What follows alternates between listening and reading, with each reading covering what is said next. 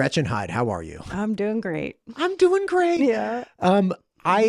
This has been a real long time coming. I heard about the Rangeland Commission, a while ago. I say a while ago, which means like over a year ago. And somebody else is like, I heard it 40 years ago. Okay, but I'm an idiot. And so I heard about the Rangeland Commission. I actually interviewed Steve Stubner, who's done a tremendous amount of work with you guys over the years. And you are a commission that is really kind of representing and trying to educate and inform people and continue a lifestyle of agriculture and ranching in the state of Idaho. Is that accurate? Yes, that's a great way to put it. Ranchers have been here for multi-generations, and part of what makes Idaho great, in my opinion, is the wide open spaces, and we have to manage them. So understanding that, it's really technical. It seems really simple, but the way ranchers have to manage their lands on different allotments with the Bureau of Land Management, state lands, private land, all of that is really complicated. Caring for the land is the bottom line. And we all have a vision for what that should look like. And multiple use is there's a lot of pressure, and keeping that going and keeping people on the land is really important. When you talk about the technical aspect of managing land, that's something that I had Charlie Lyons on, and with the Rangeland Fire Protection Agency Association. Damn it, because they're individual associations throughout this. There are like 12 of them or something. Mm-hmm. I had some like small minor question about cheatgrass and like the nutritional value of cheatgrass. And he went into like this. He's like, well, later in the season, blah, blah, blah. He's like, there's a space filler and all these different things for like 5 minutes. And I was like, oh my God, I just blacked out. Like, I have no idea what you're saying. And just the technical nature of which types of grass, what time of the year, which animals will eat them or won't eat them, if they're invasive. It's so wild. And then understanding that you need different animals based on the different type of vegetation within an area, because a cow won't necessarily eat what a sheep will eat, won't necessarily eat what a goat will eat. All of these different things play into managing land, fuel reduction, and dealing with these large swaths of uninhabited land that we need more than anything not to burst into flames at any moment and consume civilization. Right. And we don't want to breathe it every summer, right? That's another part of it. So that was so bad last summer. That was really rough. I'm just getting really tired of every August being full of smoke. It's, I love summer, but that's kind of destroyed it for us. I live in Emmett, and the whole Squaw Butte burnt last year, and it was devastating. It was, and the wildlife are still paying. They're all over the place. We have turkeys in our downtown park now because they've moved off the Butte. So it has a long-term impact, and it has a very long-term impact on ranchers because they're pretty much required to stay off 2 years. It give or take, you have to let the plants come back, which Charlie probably explained to you. The first thing that comes back is cheatgrass, and that's kind of that self-fulfilling prophecy. We're still managing a lot of our public lands based on a model that didn't come from Idaho. And I think that's a lot of the pushback with the federal government. We're using science that doesn't fit our ecology and our changing climate. So we know it's getting, the change of the seasons. We're still going on a calendar of when cattle are allowed to go out or sheep are allowed to go out, and that causes a lot of issues. So explain that to me. When you say we're running on a model that's didn't come from Idaho, what does that mean? Well, it's based on a lot of science that was developed in the Midwest or in areas that get a lot more rain than we get. So just for instance, how many inches of rain do we get in the Boise Treasure Valley? How many do we get? Yeah. Between 8 and 12 annually. Perfect answer. Yes. Some years a little more, some years a little bit right. less. That's an average, but a foot of water is not a lot. Right. And it depends on when it comes, and every single year is different. And we're so vulnerable because of that very arid climate to the change in the vegetation every single year. And you don't have that flexibility to get the livestock out at the right time because we're based on a hard date. And we've been working really hard to have some flexibility, which is kind of, a lot of people think, oh, that's just code word for grazing more. No, it's just different. It could be the same number of AUMs, but it could be at a different time, and it might be more effective to get in and out and allow the native plants to really take off. So those technical things, you have to start with the basic understanding, and that's where our youth education. So what you were saying about Charlie is exactly where we start with our youth education stuff. We have skulls, so we show them with the skulls how the mouths of each of these different animals, they allows them to eat different kind of animal or different kind of plants. So just really getting that base understanding of the ecology is really the start. It's not about politics. It's just about these are how the animals and the plants interact. When you say it's not about politics, I mean, the bottom line is I heard somebody once tell me, they're like, listen, I'm only in politics because politics are in ranching. Yeah. Right. And that's it. It's true. Right. Because the actual process of ranching, you have animals and you have the environment. And neither of those two things give a squat about politics. Like what the type of foliage a cow will eat versus sheep eats, that has nothing to do with politics or like ordinances or anything, right? And the weather certainly does not care about politics at all. So there's this big problem with, okay, I have to exist in the world and with these animals, and I somehow have to try to fit that into your philosophical position or political position, which is this train wreck of like, you're fitting around in a square, but like, that's not going to work. Yeah. Yeah. So I have a lot of friends who work in the federal government, BLM, Forest Service, and they do a tremendous job, but the strings are all held in Washington, D.C. And so those kind of issues come up and they're limited. So I'm just trying to get, like, the commission doesn't get into the politics. I guess that's what I was trying to say. The commission really focuses on education and outreach and telling the story. So through our youth education program, I roam Idaho Rangeland Outdoor Adventure Mobile. We have a traveling trailer that actually has a wire gate in the back of it. Have you ever seen? You've seen those, I'm sure, right? Wire gates. Wire gates. You mean like pipes with wire on it? Just wire gates between, two fence posts.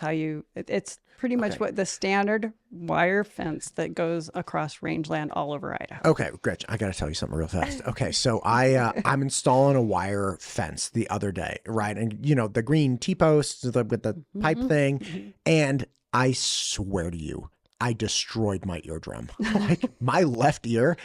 This was on Friday. It has not stopped ringing since Friday. And like I was out, it wasn't even that big. It was like a few hundred feet. And it's like, 30, 40 posts, whatever it is. And just like ding, ding. And it's like, is this well known in the fence installing community? It's like, you bring ear protection. You should, yeah. Because it's like, it's over. Like I'll never be a musician again. Like I can't hear anything in the left side. Well, at least you don't have to do it in rock, which is so much of Idaho's rangeland. Wait, how does that, how do you drive that in? Wouldn't you have to like drill into the rock or something? Well, so when you talk about some of the management tools we have on rangeland, sure. So fences were built, a lot of them in the, 30s, 40s, 50s, decades ago. Sure. We didn't have the technology. We didn't have big tractors. We had tough guys on horseback. Right. Trying to make the best place to put a fence. And to this day, a lot of those are still standing, those fences, and most of them are wood. My God, the wood fences up in Stanley that go at 90-degree angles. I know, that's so sad. Those one, like, I was like, God, because my kid, we were driving past and my kids were like, why are they zigzag? It's like, because they have to stand upright, right? Like if you put them all in a straight line, you have to go down into the earth, and that's going to be a lot more difficult than just stacking at a 90-degree angle. Yeah. Well, those are so cool. And thinking about what's below the surface, like a lot of these places are just a little bit of dirt on top of rock. So that causes a lot of challenges, but people complain. So fences and gates out on rangeland typically are there as a management tool for rangeland. They're not a property boundary. They're not a obstacle for recreational use. They're a way to keep cattle and sheep in the right place at the right time. So there's been people who've made a decision that, they've gone out with their little GPS or their Onyx and said, oh, this isn't on the right line, and really made a big fuss about that. But that's not the reason those are there, to indicate that. Right.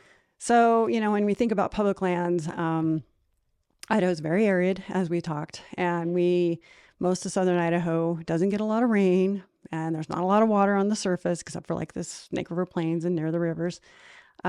Those lands are what pretty much is BLM. And it kind of was what wasn't able to be homesteaded when the people came over in their covered wagons. Yeah, they right. were looking for water, right? And so what was left ended up being BLM. So that kind of tells you a little bit of the story of what BLM is. There's not a lot of water. And so a lot of these pastures have a little bit of private land, probably a lot of BLM, and maybe even a little state land in one enclosure. And that's confusing to people. And that causes conflicts as well, because they're frustrated because they want to go park in the one good spot, maybe right next to that water trough. And that's where they want to put their camper. Well, that's where the water for the livestock goes. That becomes a problem. So some of the youth education spills over into adult education and trying to get people to understand these are working lands. And there's people out there trying to make a living, trying to manage the landscape. We can't mow it. 22 million acres. We're not going to mow it. That's the best part. There's like, you have, so again, I went back to the state that shall not be named for Easter and, to see relatives. And there's this big brouhaha about the rangeland in the Merritt Headlands that used to be home to all this cattle that, they had, agreements on, and people, I guess the environmentalists in the area were like, hey, these were supposed to be temporary agreements. You guys have renewed them like 3 times. You need to get all your cows off here. So they and again, this was an industry wrapped around, having this rangeland and this grazing. And the number one thing I asked when I heard this is like, who's going to mow it? We've had these apocalyptic fires in that area of the country. You would think they would be doing everything to take it down to like a nub, just like no fuel here at all. And of course, people are like, we need to have this to be like a wildlife preserve or, a natural representation of what it used to be. It's like, okay, but what it used to be was boom and bust. Right. Like the world is very, very rough and nasty and very chaotic and sad if you just let it be what it is. Like you have these mass swaths that are destroyed. You have mass or near extinctions of animals. Like there's no just happy. My stepmom, actually, her dad was a fish and game warden in Montana for like 40 years. And they would have these times where you had huge deer populations, and then there weren't enough resources for those populations to make it through the winter. And she said that they would have experiences where they'd be driving somewhere and there was like a wire fence, and the mass deer herds were so famished that they couldn't make it over the fence. So they'd get caught halfway and then essentially be stuck at their hip, and they weren't able to get themselves off, and they would just die on the fence. They would freeze and starve to death and you think about that, you're like, holy cow. It's like, yeah, that's nature. That's nature, where nobody's moderating population control. Nobody's, culling it. There's like, they're just going to boom. And then you're going to have like a very small population for a couple of years, and they're going to come back and they're going to do the same thing. That's leaving it to nature, right? Like nature doesn't care at all. No, we have to manage it. And unfortunately, fences are an obstacle for wildlife, but they're mostly designed so the animals can get through and, safely. But if they're weak, that's a whole nother question. And we saw that quite a bit, even in the Emmett area with, they just had to come lower and lower, and there wasn't a place for them to go. So I know a lot of my neighbors left their gates open intentionally because there was a lot of herds.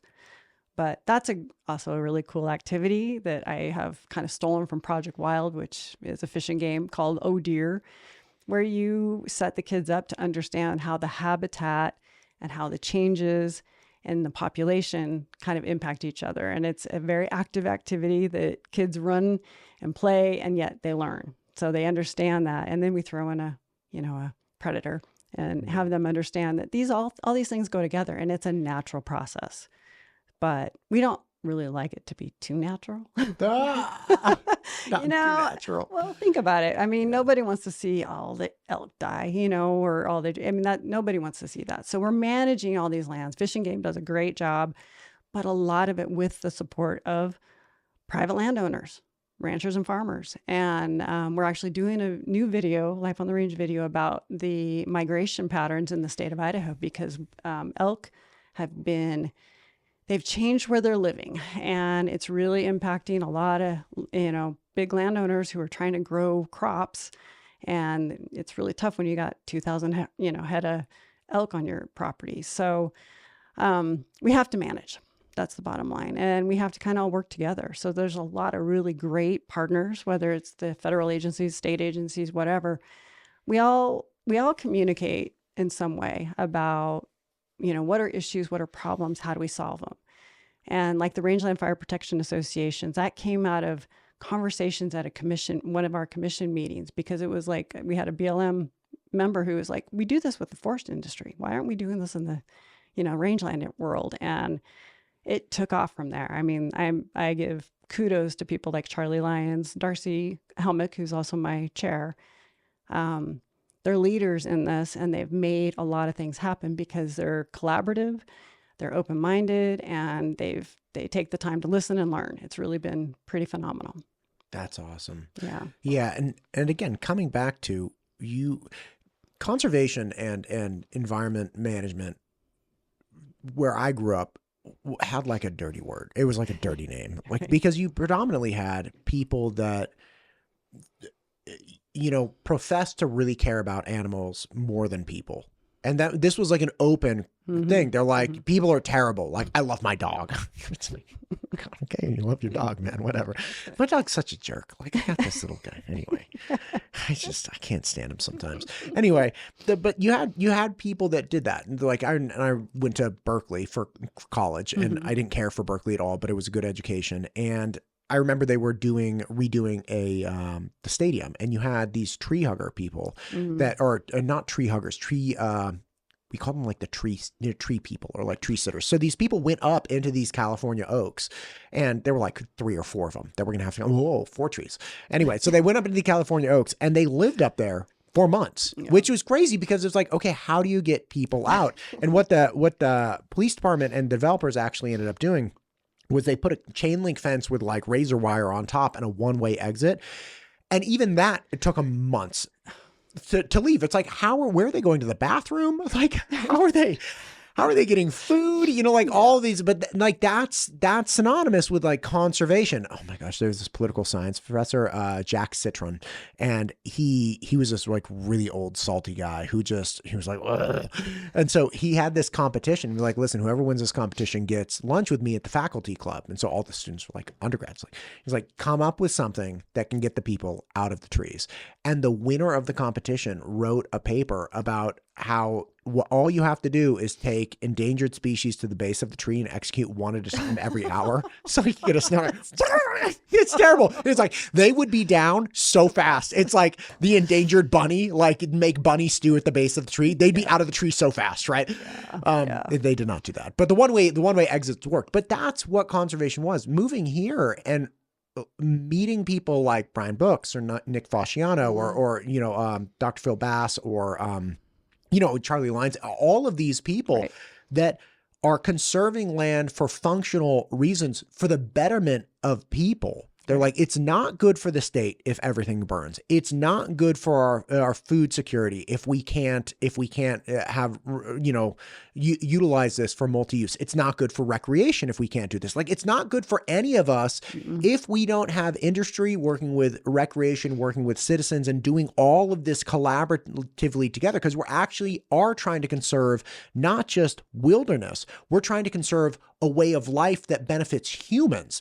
And when I learned that, I was like, oh my God, I don't know anything like this. You are out to lunch. Like, I don't know anything about what you're talking about. That's crazy because it's never explained that way to young people. Yeah. Yeah. Well, and understanding the different kinds of public land is part of the story. Like they're all managed a little differently. They have different priorities. And there's just so much variability in the kinds of land that are public land in Idaho. 60% or whatever, 62% is public land. And of that rangeland, of the rangeland, which is half of it, 75% is public. So we have to tell our story. We have to explain how we're managing and why. But it's complex, and there's not one ranch that does it better or the same. Like, they're all different. They all have different issues to deal with. They all have different capacity. and a lot of different approaches, which I think is really cool. So we do the Life on the Range stories because they go in depth. We have over 80 of those now. Charlie Lyons is on a couple of them. Oh, awesome. Yeah. We were able to go out when they had their huge wildfire, the day it was still burning, and talk to him, and he was in tears. I mean, it's a very emotional to all these ranchers. They spend their lives working really hard to care for the land, and they have a vision for the future for their kids and their grandkids. And I think that's something that we all have to remember. There's the longevity is really a critical part of managing. And that's different than a recreationist a lot of times. They can go different places. They can go visit different things. Being connected to a landscape is really, gives you a incentive to do the right thing. And the vision, to your point about Charlie, the vision includes helping us as the average citizen get what we need as the average consumer. Absolutely. Charlie's vision is not one of raping and pillaging and taking advantage of, like, I have to do this to set up my kids. It's like, no. We need to, like, we're trying to offer something and be part of a system that continues our, without sounding dramatic, but like civilization moving forward. Like if you stop all ranching, like we do not continue existing in our current iteration, right? Like, and yeah, you could say like, hey, we just all turn into like soybean farmers or something. And it's like, I like meat. Yeah. I like meat very, very much. Right? Like, well, and that takes a lot of water, right? I mean, that's a whole nother part of it. Like we're harvesting vegetation that cannot be harvested any other way and turning it into a steak. I think that's so pretty good. Yeah, it is. So you're taking dry grass that's not, you're not going to harvest it or use it in any other way, and you're not going to cultivate it. You're not going to irrigate it. So that's by definition what rangeland is. It's all the land that isn't irrigated, cultivated, or forested or developed. So that's a lot. That's half of the United States, almost half of the world is rangeland. And there's only so much we can do to live off of that land. We harvest the sun, as some of the ranchers say it. It's a way to kind of keep that system going. If you don't graze it, it just lays there and gets this deep mat and just waiting for that spark, whether it's a lightning strike, but chain dragging behind a car. Yeah, that more than half of our wildfires are started by people. So, this is where we have to manage it. This is safety. There's a lot of things that impact, and we don't want to see wildlife die. I mean, anyway, it's a really impactful thing. Fire is part of the system, but we've changed that. So we have to figure out a way to minimize that, to be able to head off a huge storm and get it stopped before it becomes millions of acres or hundreds of thousands of acres. Right. We just seem to have those every few years, and I'm hoping this summer is going to be a little less. I don't know. Man, that'd be great. Yeah. Are you aware that May is like National Beef Month, and the Idaho Beef Council has the burger battle, and the Boise Metro is doing the ribeye battle? Oh, it's gonna be wild. I'm so excited about it because I love beef. It's just, I had this, man, I was very impressionable in my 20s, and it's like 21 going into my senior year in college, and there was this guy doing like it was over the summer. It was like he was doing some kind of like, I don't know what he was doing, some kind of like tight. Anyway, I'm walking past him after class or working out or something, and I start talking to him. His name's Mo. Okay, and Mo did not like to use the word "you." Right? He was like, just literally wouldn't say you. He's like, my friend. I'm like, I mean, we just met, but like, yeah.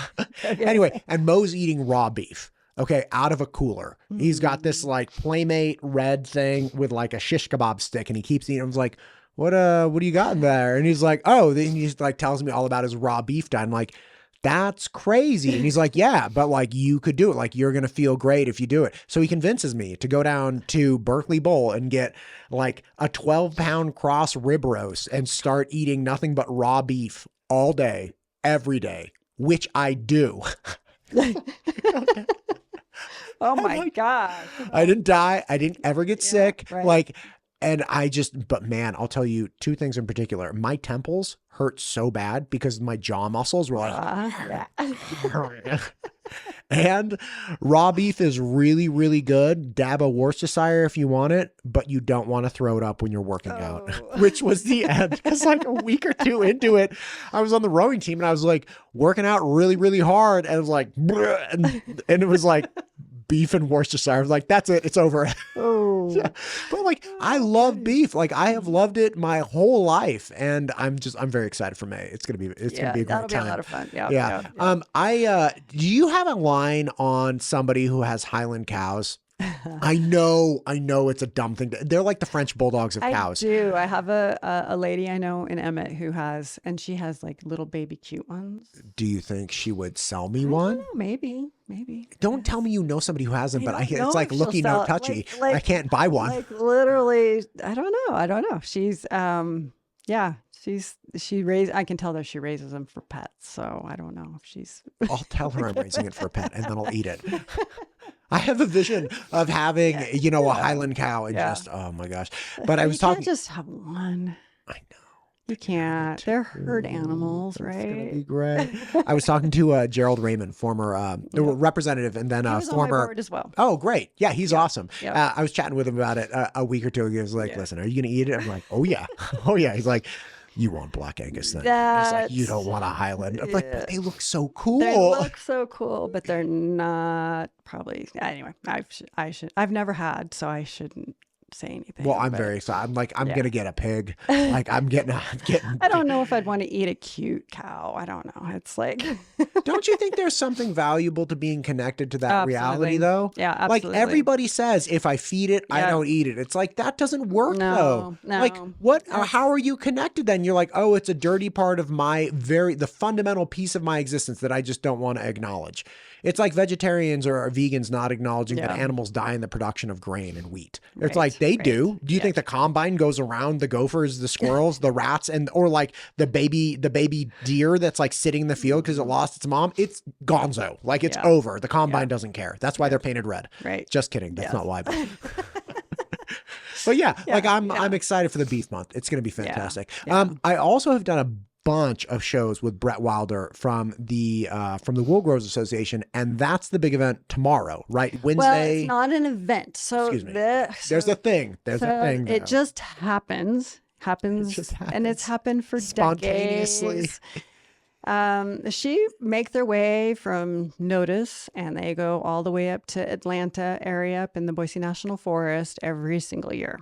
And Frank Shirts, he's still making that trek. It's really tough now as the development kind of keeps eating into his cross trek, but it really is just sheep crossing the highway. Oh my God. Like it was so funny after 2020. So 2021, he scheduled it. It was on a Saturday. We did a Facebook thing, nothing huge, but just to let people know.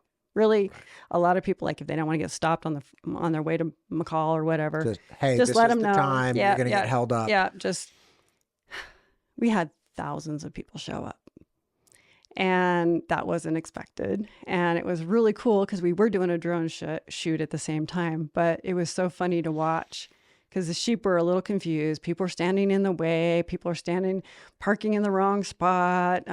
It was quite challenging. It was more managing the people, unfortunately, than the sheep. But it's a cool event.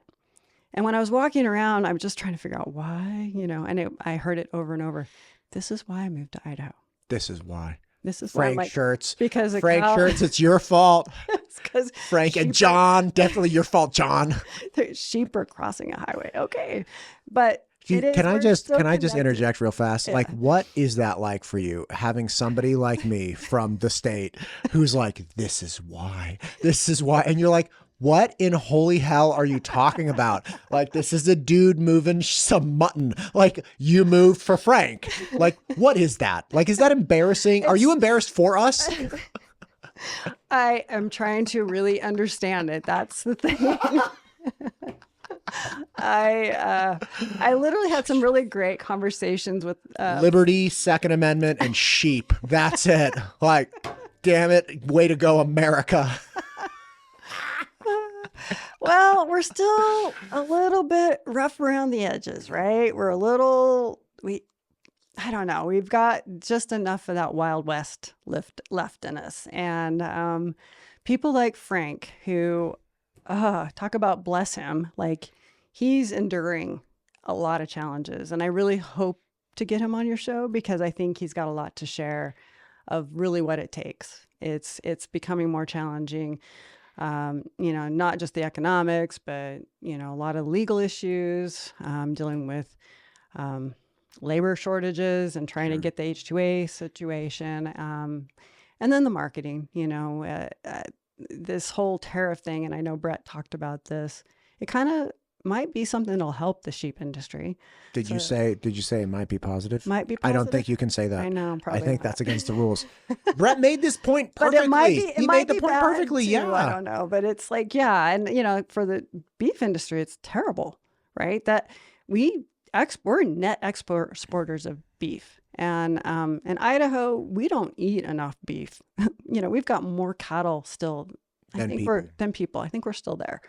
And that's something, it's probably going to change. But so that's where the public lands ties in. So we've got, this huge beef and livestock industry. We only have a small amount of private rangeland, 25%.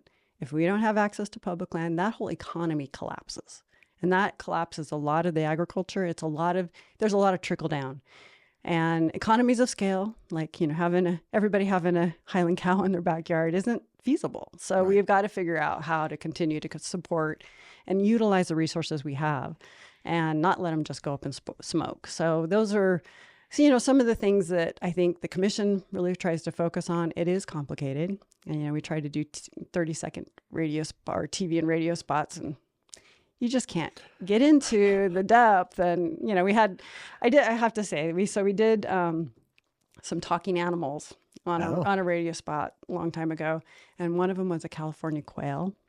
Mm. So what do you think we use for the voice for California quail? I mean, a tiny little kid. I don't know. Hey, dude, like a surfer bum. The California quail is surfer bums. Like, come on, man. Exactly. We totally. I'm not the only one seeing this right.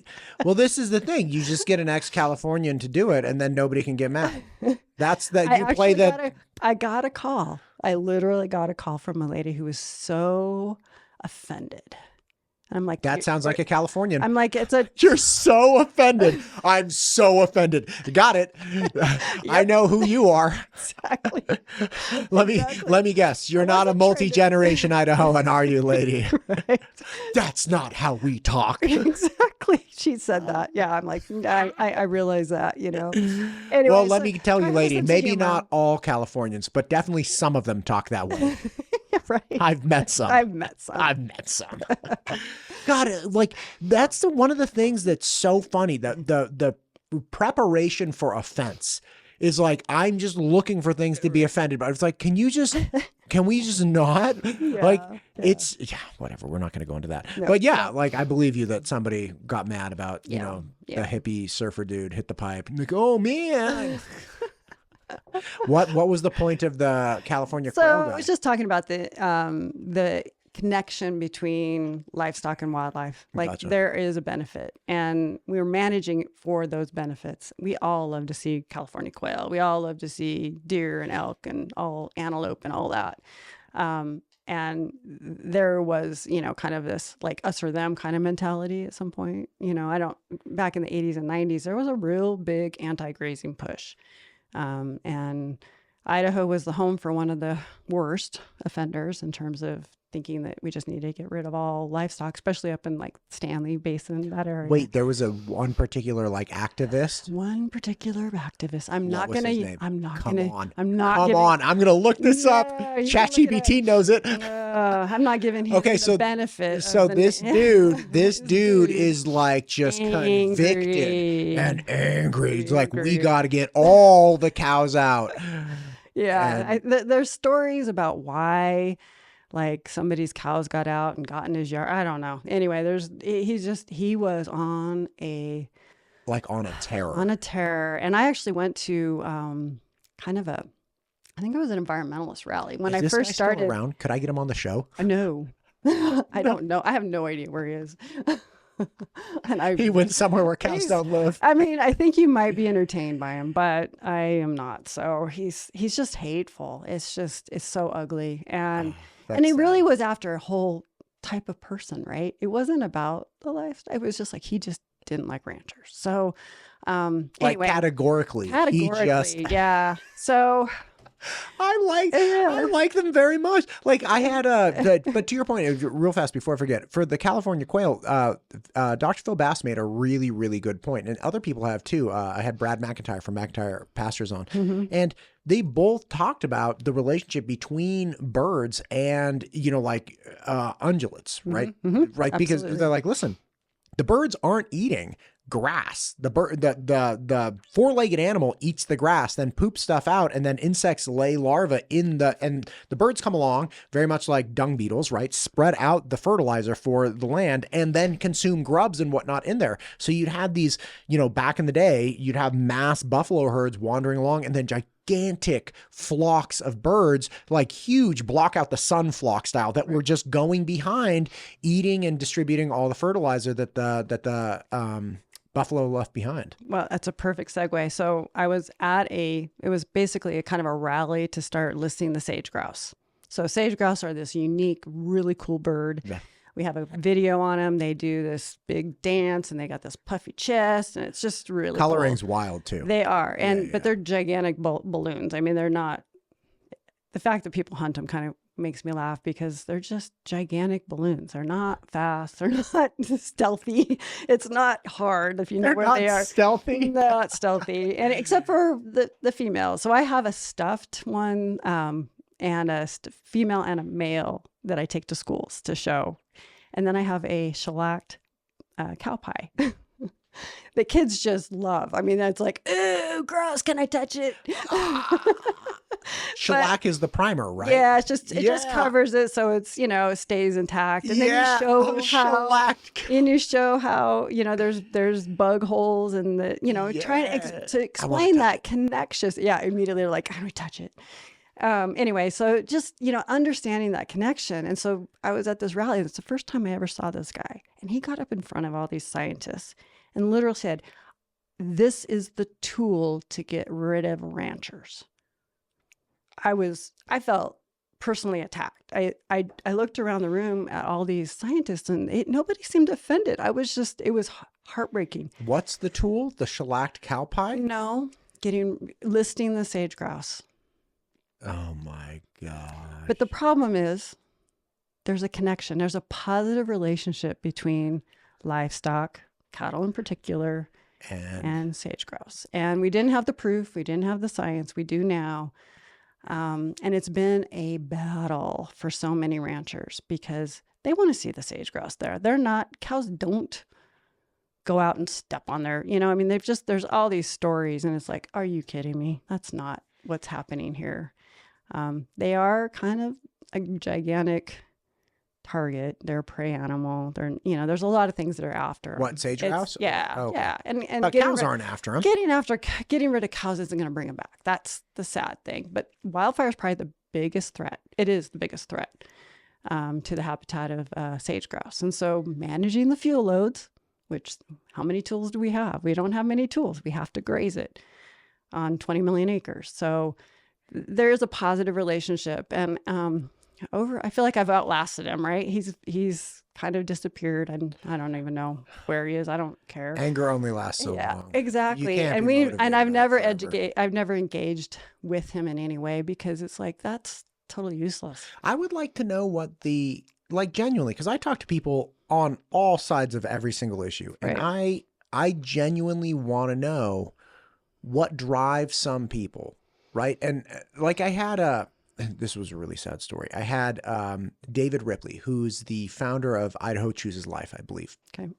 He came in and during the 80s and early 90s, he was this like staunch Democratic political consultant. And he had this horrendous experience, as he recounts it, with he was married and his wife was pregnant, and then they decided to get a divorce and she decided that she didn't want to be pregnant anymore. And it was his story and hearing what he went through, and it's so hard to hear. Mm-hmm. And you understand that. Now, Right. We need to understand, I think, as a community, what David has gone through. Whether or not people side with his political position is irrelevant to me. What is important is understanding what's driving him and what he went through, and recognizing that that's a real human experience that, you know, perhaps today people still go through. And that's really important. And then what, you know, smarter people than I will figure out what the right thing to do is, but we shouldn't just not talk to those people, right? Just like we should engage doctors who were like, I hear that. That's a human experience. Got that. I'm dealing with a disease experience, and this is what the disease thinks. And it doesn't think anything of you or your relationship or, you know, your emotions. This disease process is this unfeeling, you know, problem that I have to deal with, right? We need to have all of that. So to hear that there's somebody out there who's like, we need to get rid of every single rancher here, it's like, okay, why is that? Like, what happened or what is the motivation for that? Because I would have to assume that ranchers, by and large, are pretty much just human, and there are some nice ones and there are a lot of bad ones, like just like that are inflexible, that are annoying, some people that you want to have dinner with, some people you never want to see again, like they're just whatever, right? Like, and so to understand, okay, what is it? Is there something beyond that? Or did you just have a bad personal experience with it? And even if you had a bad personal experience, that's valuable to know too. Like, I'm not trying to dismiss it. Well, we got to find this guy. You got to help me find this guy. Literally, as everything, there's good actors and there's bad actors. And there's, you know, if you go and you see a really heavily grazed pasture, a lot of times it's private land and they can do whatever they want with it, but they're not going to stay in business. So the connection with, like I talked about, the longevity of having to care for the riparian areas and the water, if they don't do that, it's not going to be valuable to them next year or the, you know, in the next decade. And you have to kind of keep looking forward and improving things. And that is what most ranchers I work with, most ranchers who support the commission, that's what they do. There's always a few, right? And we don't want to disparage a whole type of person basically because of one or two that maybe had a little bad attitude or something. I don't know. I really don't know the story. Listen, yeah, I appreciate where you're coming from. Like, what you're saying is the same reason I tell people, I'm like, I know I wasn't born here. Just give me a chance. I'm not a terrible person. And I know you've probably had a lot of bad experiences, but no. I don't think there's bad experience. I think I just hope they, you know, the patience, the time, you know, enjoying what we have, not immediately thinking it has to be like where they came from.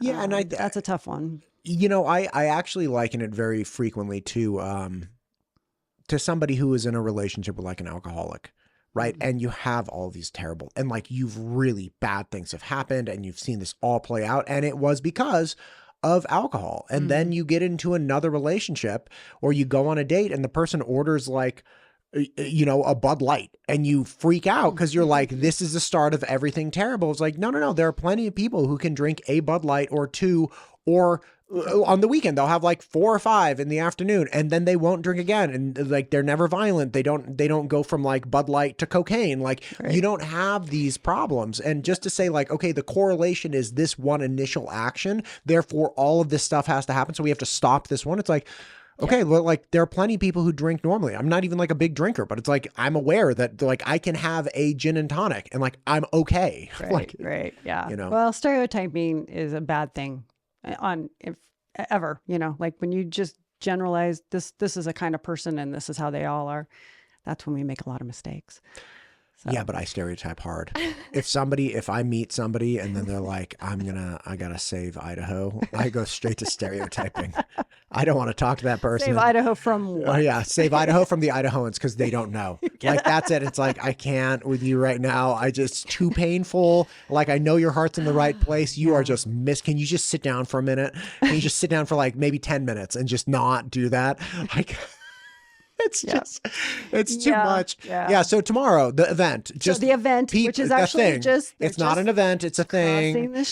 Crossing the highway. Don't get in the way of the sheep. Stay off of the right side or the east side of Highway 55. Try not to park on the highway. It is a highway. There will be plenty of county sheriff and legal police out there helping to kind of manage the people. We've lived through that, not having enough help. And but park, you know, and kind of stay out of the way. This is why I'm here, Gretchen.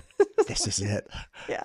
It was so funny. I'm like, are you serious? And they're like, this is, we don't see this in SoCal and blah, blah, blah. It was just really funny. I'm like, well, you should. That's the unfortunate part. Yeah. 2 years later, the whole place burns to the ground. Exactly. You should have seen more of this. Yes, it would have been helpful. Yeah. Yeah. So but, just exercise common sense. Don't get in the way of the animals. The animals don't care about you. They don't know you. Right. It's cool to like snap a video for Instagram, but that might keep your if you insist on bringing dogs, which we don't recommend, keep them on a leash, keep them back, keep your children back. Like they're still wild animals.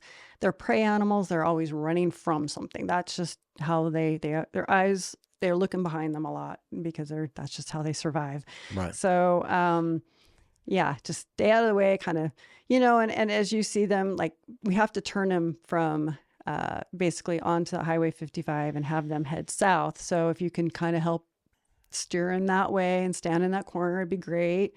And then just sit back and enjoy. Like, it is kind of cool seeing that many sheep, but they go through, it's like just a few minutes. It really happens fast.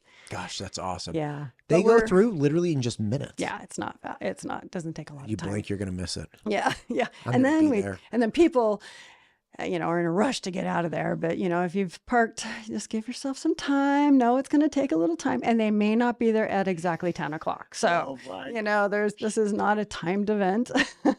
And some of it's just dealing with these animals and, hoping that they'll move the way we hope they do. And, they got some baby lambs with them, so that slows them down. And they look so delicious. It's so cute. They're so cute. Delicious. I had Brett came in and did a leg of lamb. It was the best leg of lamb I'd ever had. That's amazing, huh? Oh, it's so good. Yeah. Oh, my lamb mouth is chop watering. is the best. Yeah. Yeah. I really want to start doing if Brett's game, and even the beef council, I'm going to talk to him, but I really want to start doing those pieces of content where you do like an outdoor cast iron cooking on like cool. you ever seen the ovens where they take a round and then they drill a hole and then a hole on the side and they put like 3 rocks and they put a cast iron pan in. So it's like a stump round, right? And they drill like a 1.5 inch hole straight down and then 1 inch over, and then they get over, connect them so you get air and everything, and then they just stick some kindling down there, light it, and then the log itself just lights on fire, and it keeps burning, and then you set up like 3 or 4 different rocks, and then you put a cast iron pan on top, and that's the stove, right? Or like that's how you do it, like, and have some really cool like lamb and beef videos where you're just cooking something awesome, or pork chops,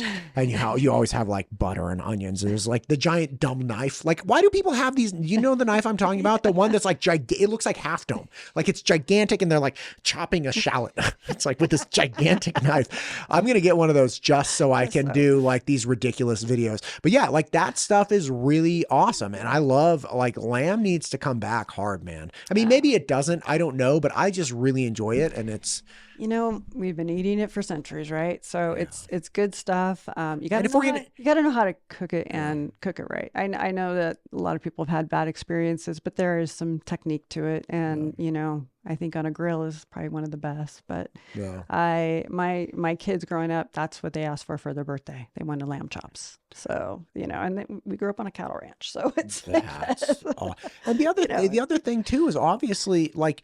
Maybe lamb doesn't have to come back categorically, but if you're going to buy lamb, like buy Idaho lamb. Right. Like, why are we going to Costco to buy Australia lamb that was killed 4 weeks ago? Exactly. Like, you talk to Brett and you get something that was dying yesterday. Like, a little gruesome, but it's better that than like getting shipped over, right? Like Brett will drop it off at your house. Actually, I don't know if they do home delivery, but it's really good. Boise River lamb. He'll meet you places. Yeah. I've done that. So, but we are partnering with the Idaho Wool Growers to restart the Sheep in the Foothills Festival. That's in Avamore. Yeah, that's yes, in there we Avamore. go. So that's the actual event. And that's on May 10th. From 10 to 3 at the Avamore Event Center. And it's kind of where the old barn was. You kind of have to wind your way through Avamore. They're having the parade of homes that day. They're having a farmer's market. And then we're going to have lamb sliders. Lamb sliders. I'm trying to think. I think lamb wraps. Lamb kebabs. What's a lamb wrap? It's kind of like a gyro-ish. I don't know. Oh, I know what you mean. Yeah. It'll be good. So And it's actually going to be cooked by John Ney and his wife. They raise sheep down in Twin Falls area, Kimberly area. Ney. John Ney. How long is he in town for? That's a good question. Usually he kind of comes up for the day, but they actually cater it. And so we'll have enough for 100 and 150 people. So first come, first serve. We have herding demonstrations. So we'll have a kind of a fenced off area that we'll have With the dog. With the dog. And the whistle. Yes. Yes. And then shearing demonstrations as well. So it's kind of a cool place to come. And, if I can get a few ranchers there, that'd be great. But really just come and experience it. There'll be some vendors with wool goodies. And I'm pretty sure Brett will be there. Yes. Selling. Yeah. John will be there too. Yep. John Shirts. Fair Idaho's going. So Tammy Holcomb's going to be there. Yeah. I'm really pumped about that. That'll be a good time. And that's in the morning time, right? Yeah. It's like 10 to 3. Yeah. So, 10 to 3. Yeah. Gotcha. Yeah. Man, good time. Yeah. Gretchen, look, I know it's a working day for you. Thank you for coming in. First of many, obviously. Do you have anything here at the end? Just come and join us. Come join us. Yeah. Yeah. Yeah, really appreciate it. Be sure to not get antsy when you're trying to go up 55 tomorrow around 10 o'clock. Patience. Let's have some It's the best. patience. Thank you for coming in. Let's do it again. All right. Thanks.